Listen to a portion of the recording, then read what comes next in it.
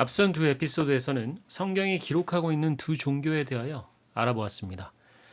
또한 현재 이 세상에 존재하는 그 두 개의 종교들 중에서는 하나는 창조주 하나님을 섬기고 따르며 성경책을 그들의 믿음과 신앙의 기본 바탕으로 삼고 있는 종교이고, 또 다른 하나는 사탄이 매개체로 삼은 뱀과 1월 성신을 그들의 종교의 사상의 밑바탕에 깔아두고 믿고 있는 종교라는 사실을 성경의 명확한 기록들과 현존하는 종교들의 사진과 상징들을 통하여 확인했습니다.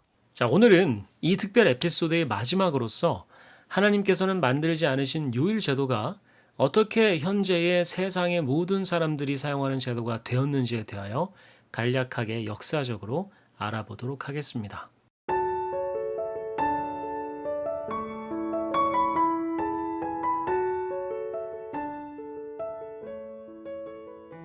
요일제도의 기원은 1월 성신 숭배로 거슬러 올라가죠.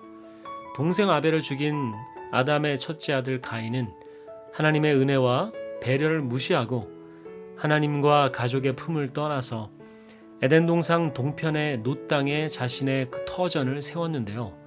놋 땅은 현재로서는 이라크와 이란의 국경 정도라고 학자들은 말하고 있습니다. 이곳에서 그는 하나님을 불순종하고 떠난 자들의 조상이 되어 자신의 첫째 아들인 에녹의 이름을 따서 성을 짓게 됩니다. 그곳에서 가인과 가인의 후손들은 세상적으로 아주 큰 업적을 이루게 됩니다. 가인의 후손들은 가축을 치는 자들의 조상, 수금과 퉁소를 잡는 자들의 조상, 그리고 날카로운 기계를 만드는 자들의 조상이 되었죠. 현재로 따져보면 고기를 만들어 팔기 위해 가축을 기르는 목축업의 첫 시작, 노래하며 유흥을 즐기는 엔터테인먼트 사업, 또한 전쟁을 하기 위한 무기를 만들어내는 사업의 선구자들이 된 것입니다. 그리고 그들이 바로 창세기 6장 1절에 기록된 땅 위에 번성한 사람들이 되었던 것이죠. 그리고 그들의 마음의 생각의 모든 계획이 다 악할 뿐이었고, 결국 하나님께서는 땅 위에 사람을 지으셨음을 한탄하시기에 이릅니다. 하나님께서 그토록 사랑하시는 사람의 창조마저도 한탄하게 만들었던 가인의 후손들의 죄악은 과연 어떤 것이었을까요? 사실 성경에는 노아의 방주처럼 전 세계적이지는 않지만 지역적, 국소적으로 하나님의 즉결 심판을 초래했던 그런 적지 않은 사례들이 기록되어 있습니다. 그중 하나가 바로 소돔과 고모라의 멸망입니다. 이 소돔과 고모라의 사람들은 과연 어떤 죄를 저질러서 하나님의 진노의 심판을 받을 수밖에 없었을까요? 이것에 대한 첫 번째 힌트가 창세기 18장 20절에 기록되어 있습니다.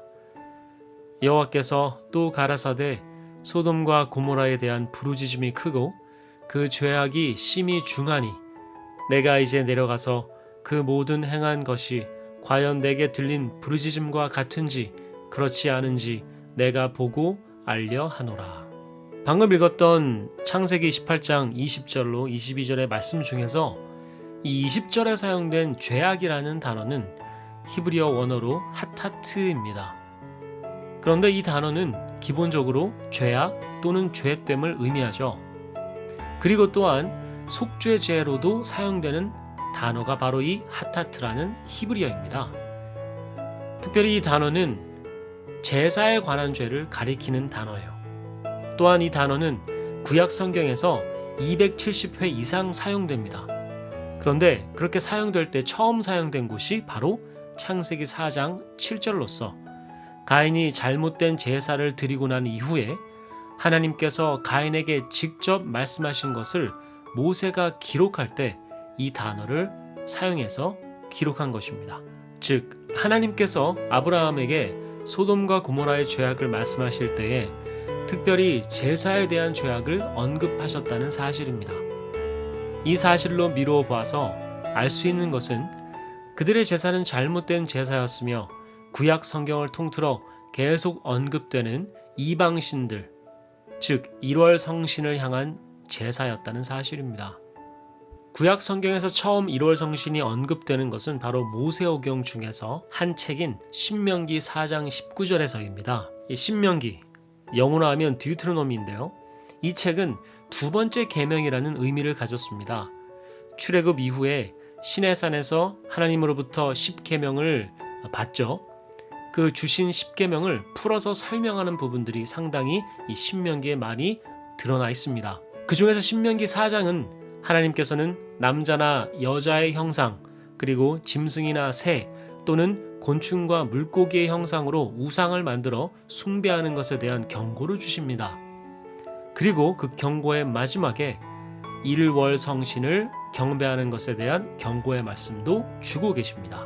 또 두렵건대 네가 하늘을 향하여 눈을 들어 일월 성신 하늘 위의 군중 곧 너의 하나님 여호와께서 천하 만민을 위하여 분정하신 것을 보고 미혹하여 그것에 경배하며 섬길까 하노라. 신명기 4장에서의 일월 성신 숭배에 대한 경고의 말씀 이후로 하나님께서는 선지자들을 통하여 이스라엘 백성들에게 계속 일월 성신과 이방신 제사 및 숭배에 대한 경고의 기회를 주시는 것을 구약 성경을 통틀어 읽을 수 있습니다. 즉 가인의 자신을 높이는 제사의 정신을 그의 후손들도 똑같이 받아들였고 성을 쌓고 자신들의 이름을 높이며 세상에서 잘 먹고 잘 살게 되었지만 그들이 믿고 따르던 사상은 결국 사탄이 매개체로 삼은 뱀과 일월 성신이었다는 사실입니다. 그리고 그 사상은 역사를 따라서 계속 내려오게 되었던 것입니다. 이렇게 가인의 후손들은 세상에서 자신들의 명성을 떨치며 여러 분야에서 두각을 나타냈고 그렇게 메소포타미아 문명이 꽃을 피우기 시작하게 됩니다. 그리고 가인이 성을 쌓고 살았던 놋 땅을 포함한 그 주변 지역에 나중에는 수메르인들이 자신들의 7 도시를 건설하기에 이릅니다. 이 수메르인들이 건설한 7 도시의 이름은 다음과 같습니다. 바벨론, 보르시파, 우르크, 라르사, 라가시, 우르, 쿠사 이렇게 7 도시입니다. 그런데 이 중에는 아마 우리가 귀에 익숙한 이름도 있을 것 같습니다. 바벨론과 이 우르는 성경에도 여러 번 기록된 도시들인데요. 바벨론은 곧 나중에 바벨론 왕국이 되죠. 그리고 우르는 즉 갈대아 우르, 믿음의 조상 아브라함의 고향입니다. 이렇게 메소포타미아 문명의 수메르인들은 큰 7개의 도시를 건설했는데요. 1월 성신을 신으로 숭배했던 수메르 사람들은 자신들의 신앙과 믿음에 따라 하늘에 밝게 빛나는 행성들을 각 도시를 수호하는 수호신들로 정해서 섬기게 됩니다. 바벨론의 행성신은 마르둑으로서 목성입니다.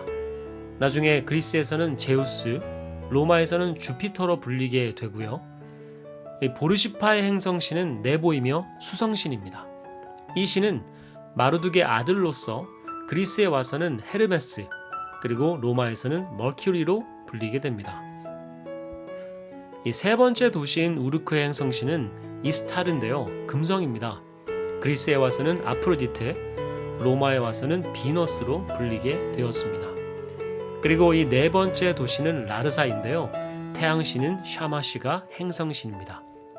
그리스 신화에서는 헬리오스로 불렸고 로마에서는 소울로 불렸습니다. 다음 도시인 라과시의 행성신은 나니부였고 바로 토성을 가리키는 신이었습니다. 그리스에서는 크로노스로 불렸고 로마에서는 세톤으로 불렸습니다. 그리고 아브라함의 고향이었던 우르의 행성신은 신이었는데 달을 상징했습니다. 그리스에 와서는 아르테미스로, 로마에서는 루나로 불렸습니다. 그리고 수메르인들의 마지막 도시인 구사의 행성신은 네르갈로서 바로 화성을 가리키는 신이었고 그리스에서는 아레스로, 로마에 와서는 마르스로 불렸습니다. 시간이 지난 후에 이 7개의 도시들 중에서 바벨론이 다른 6개의 도시를 정복하게 되었습니다. 그리고 각 도시의 수호신으로 섬겼던 행성신들을 모두 다 받아들이게 된 것이죠. 그래서 그들은 점성술에 따라 달과 나머지 6 행성이 그 거리가 먼 순서대로 매 시간을 지배한다고 그렇게 가르치고 믿게 되었습니다. 그리고 그렇게 일주일에 매 하루씩을 각각 7 행성신들을 수호신으로 섬기는 날로 지정하게 된 것이죠. 그리고 그것이 바로 지금 현재 우리가 알고 있는 요일 제도의 시초가 된 것입니다. 이렇게 가인의 불순종의 제사로부터 시작된 일월 성신 숭배 사상은 메소포타미아 문명 전반에 걸쳐서 큰 영향력을 끼치게 됩니다. 그리고 메소포타미아 문명에 꽂힌 수메르인들이 7도시를 세우게 되고 그 7도시 중에서 가장 강성했던 이 바벨론이라는 도시에 의하여 이 6도시가 점령당하게 되고 그 이후에 이 고대 바벨론 왕국에 의해서 이 일월 성신을 숭배하는 사상은 체계를 갖추게 된 것입니다. 그리고 그것은 그리스와 로마 제국을 거쳐 오늘날에 이르게 된 것입니다. 지금도 중동 지방의 몇 군데에 남아있는 지구라투스는 이 7 행성신을 섬기던 제단이었습니다. 하늘의 행성신들과 지상을 연결하기 위하여 건축했던 일종의 성탑이었으며 학자들은 창세기 11장에 기록된 바벨탑은 이 지상에서 가장 높고 큰 지구라투스였다고 말합니다.